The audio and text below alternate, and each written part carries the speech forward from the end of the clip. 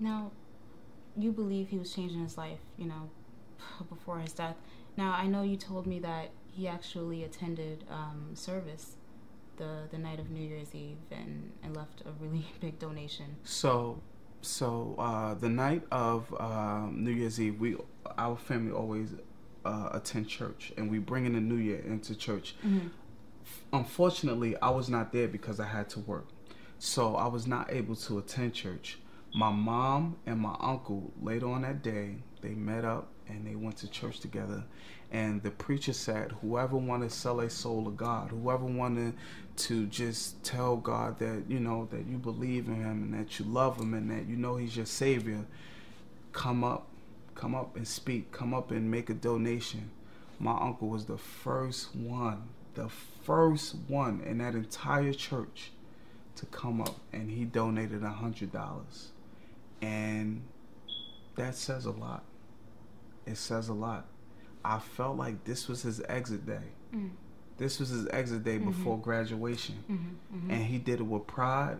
He did it with dignity. Despite the fact that the incidents were so tragic, God chooses a divine way for you to enter and exit this earth. Absolutely. And that's what happened. That's what happened. I firmly believe that in my heart and in my mind. That's what took place. I'm telling you, like, reiterating what you said about the signs. Mm-hmm. This is not the only group of signs that I got in my life. Right. There were signs in other incidences that proved themselves to be right. So the fact that I got all this, it was not just one, it was a multiple accounts of signs. To know that they happened in sequence, to know that they happened the way they did, to the events of these signs. I know. That's confirmation. I know. That it was meant to happen. I know. And this was what I was trying to explain to my mother. And when we had this talk, she said, I see. And that's it. Now, you've also told me that your uncle was a father figure to you. Your father passed away when you were young. My father passed away when I was 9 years old, and my uncle completely took on the role of a father figure. He would help me in every possible way he could. My uncle was always trying to push me to the forefront. Every art show that I had, he made sure he attended. Every graduation from elementary school to high school to college, at his funeral, so many people, I didn't even know these people. People would come up to me and say to me, you must be the artist. Your uncle spoke so highly of you. The friend who made the connection about the car accident, I broke down to him. And we had a conversation and we talked, and he said to me, little did you know, you inspired your uncle.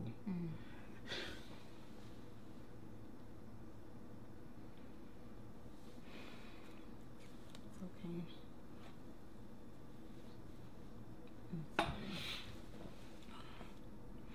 To know that I meant so much to him, to know what he did for me, and I was able to give that back to him unknowingly, unconsciously. It's like, wow. It's like, wow, man. He meant so much to me. He meant so much. And to know that he was taken out of this earth so senselessly, it's been a year. We are approaching a year.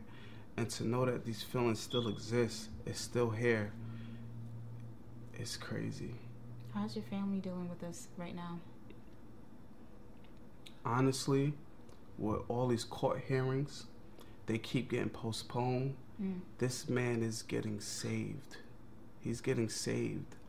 And it's like, meanwhile, while these court dates keep getting postponed, while he's out free on bail, we are dealing with one of the most difficult things in our life, hands down.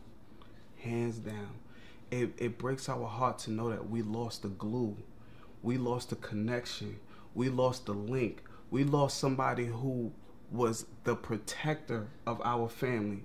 the only man of 8 sisters. He's no longer here. He's no longer here. And this man is free. This man is free. My family is losing hope. They are getting discouraged because of what's going on. And it's like, wow, no one sees what we go through. No one sees this. No one sees this. And this is why I feel it's vital to tell a story. It's important.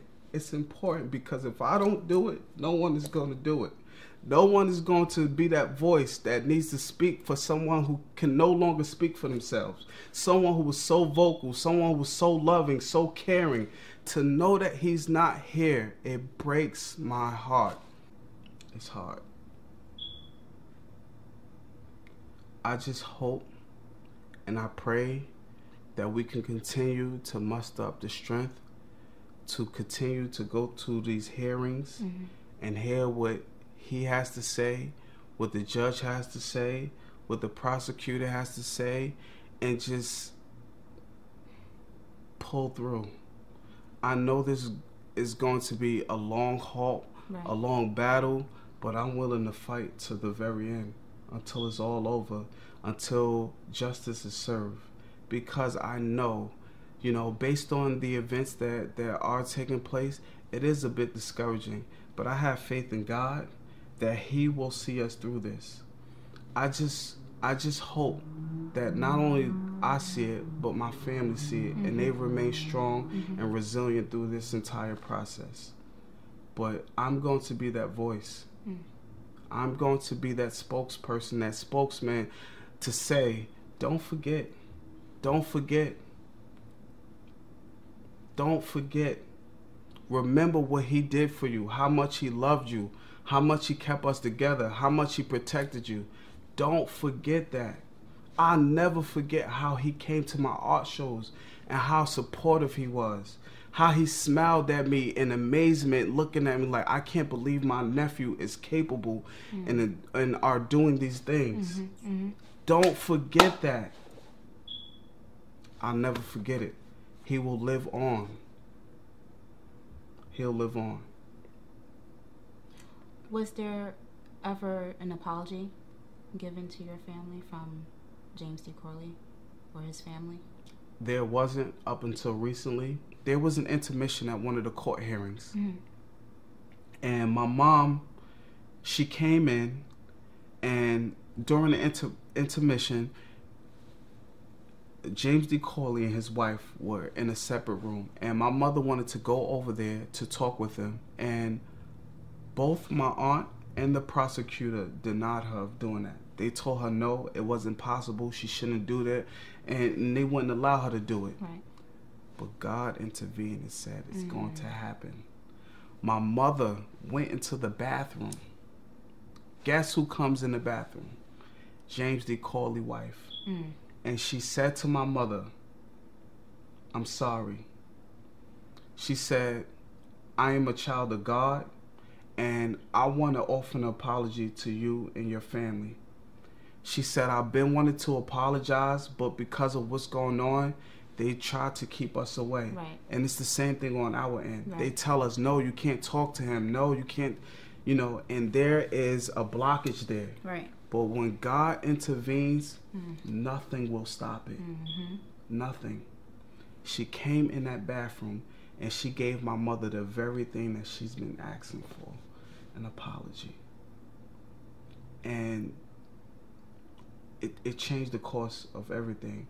I mean, granted that the case is still going on, to know that she got that apology, it gives us solace. It gives us like a sense of relief. The pain is still there. Don't get me wrong, it's still there, but it eased up just a little bit, just enough to be like, okay, all right, I could breathe again. Before it was like uncontrollably. Right. Now it's like, and there was anger. There was a lot of anger, a lot of resentment, a lot of pain. It's been ripped away from us. Why did you wait a year to tell your uncle's story? That's a very interesting question.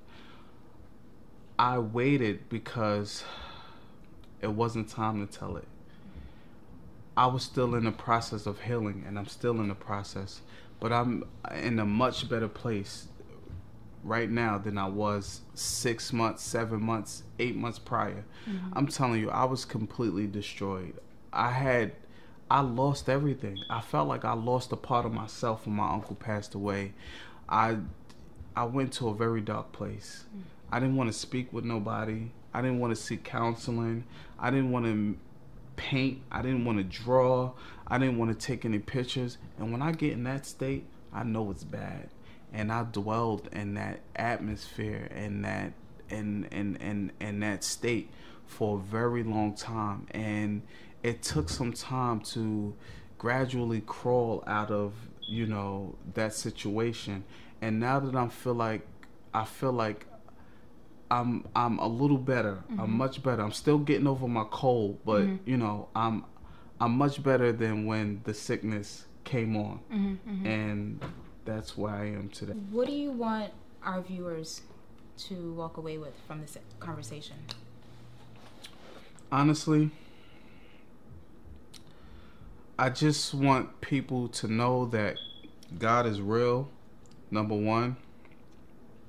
Number two, He gives you signs. Mm-hmm. He gives you signs. Be open and be receptive, because the moment that you shut those signs off, something can be unfolding right in front of you, mm-hmm. and you can miss the entire picture. Pay attention to the signs that God gives you. Granted, everyone is not connected the same way as other people may be, but I feel like there is a compass. We were built with this compass, with this unspoken communication mm-hmm. with God. And I feel like the moment that you tap into that, you will understand, things will make sense. And like I said, pay attention. Another thing is to love unconditionally. Love with all your heart. Love with nothing else attached to it. Mm-hmm.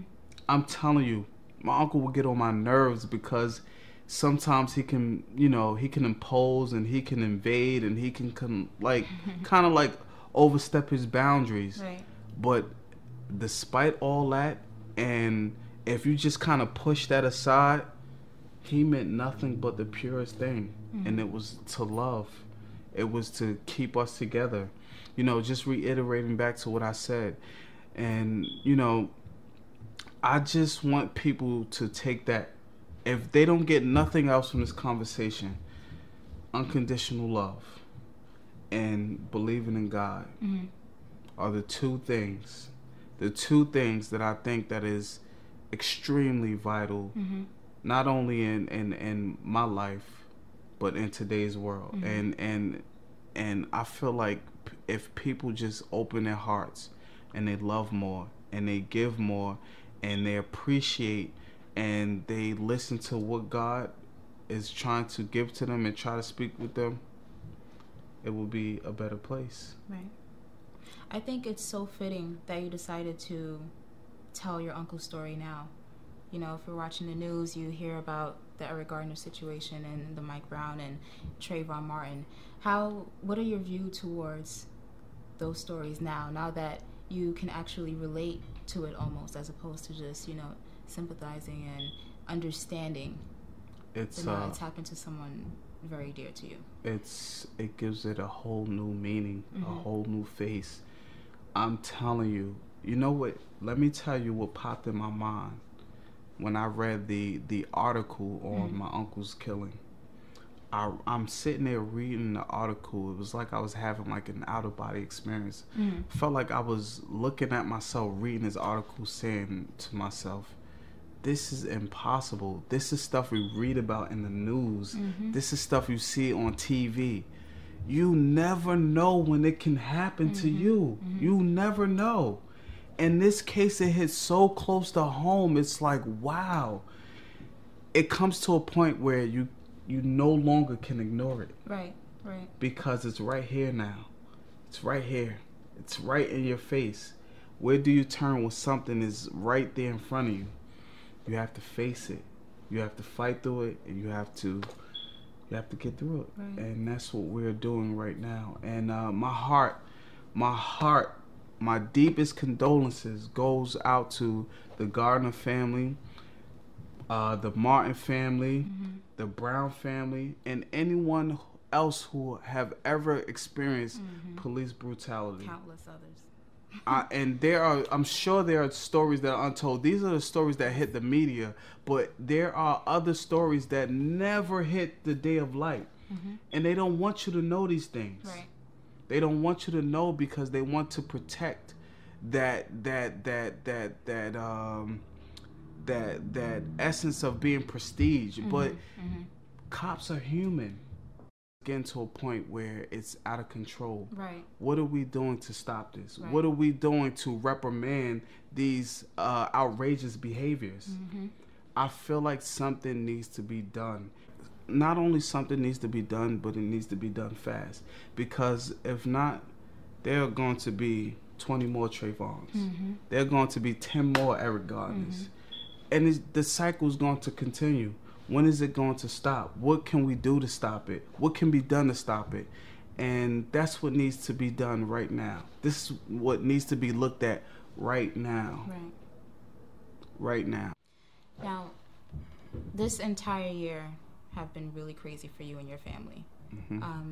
Grieving, your uncle's passing, and dealing with the court hearings, and dealing with, the bar owners, and trying to basically convey this story to others. That's a journey in and of itself. Now, definitely is. What if nothing comes of this? And I mean, not just this project, not just, me sitting here talking with you, but what if nothing, what if justice isn't served? I will continue to fight. We will continue to fight. What I have come to understand is that the journey doesn't end here. It just begun. The court hearings is just a minute portion of the bigger picture. We must continue to stick together as a family. We must continue to fight. We must continue to seek justice, because at the end of the day, justice will be served in any regard, whether if it's through our system, which I don't have too much faith in, my personal opinion, but justice will ultimately be served, whether it's down here or up above.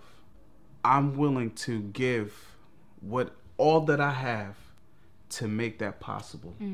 So if nothing comes of this, that will not discourage me from continuing on. Because I will continue to fight until the very end. I vow to do that. You know why? Because if that was me, that was shot 3 times, that laid lifelessly up in the hospital for 7 days, my uncle would be sitting right here in his very position talking to you about my story. And I thank you all for listening. I thank you all for tuning in. And I thank you all for the love and support that you give to our family. And thank you for, like I said, giving me this stage to share my thoughts, my feelings, and my emotions with you and with everyone else. Thank you, sincerely.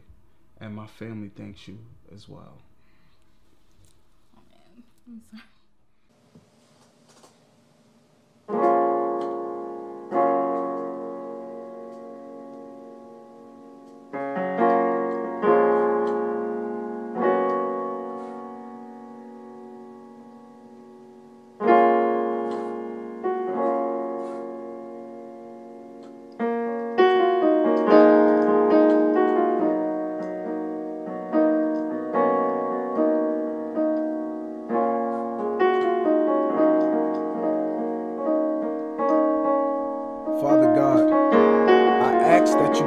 Strength when times are hard, because accepting this one is harder than seeming. But pain is part of bereavement, and having undying faith in the Lord is the art of believing. My uncle was a soldier. I'm not talking about the ones who came back from Iraq. I'm talking about when it was time to fight for your dreams, he was someone who had your back. My uncle was a soldier. And I'm not talking about the ones who waved the flag. I'm talking about if he had a sandwich and you asked for a bite, he gave you half. I'm pretty sure he did something to make you mad, but at the end of the day, he made you laugh. My uncle was a soldier with his nappy head and ashy knuckles. No doubt he had some struggles, but he got through them like it was nothing because he had the muscle. My uncle was a soldier. He was far from perfect, but then again, none of us are. I remember vividly that dreadful New Year day. My uncle got pinned under that car. We prayed and cried. Miraculously, through the grace of God, he made him rise. It was a long road to recovery. He gave it drive. You see, my uncle was a soldier.